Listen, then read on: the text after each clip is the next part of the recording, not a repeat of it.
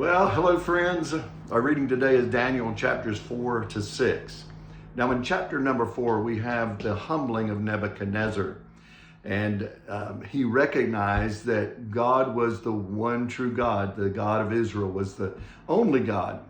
In chapter number 5, we find his probably his grandson. The word father there actually means an ancestor, but probably his grandson. Nebuchadnezzar reigned around 44 years, and then now after that, about 22 years later, we see what's called the handwriting on the wall, which really, again, is a punishment because he did not serve the Lord, and it was a transition of power between the Babylonians and the Medes and the Persians. Now, in chapter number 6, we have the famous story of Daniel and the lion's den. Now, this took place when Daniel was older. He was probably about 80 years old. And by the way, Daniel is probably the only recorded individual that we have that lived throughout the whole exile.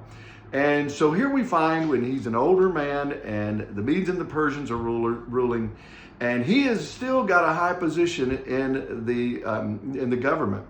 But there's jealousy among the other officials, and they find a trap, or try to find a trap, to destroy Daniel. And that has to do with his religion. They knew that if they could get anything, or if there's anything they could get him to fall, they felt like if they could get him to trip him up on his relationship with his God, his religion, then they could destroy Daniel. But they were wrong. So we find here that actually, we talked yesterday about no compromise. Well, we find it again with Daniel, because they tricked the king, so to speak, to make an edict that if anybody worshiped anything other than him or other than their gods during 30 days, then they would be thrown in the lion's den. Well, I like what verse 10 says. It says, when Daniel knew that the document had been signed, he went to the house where he had windows in his upper chamber open towards Jerusalem. And by the way, that was one of the blessings that Solomon prayed. When people pray towards this house, would you listen to them?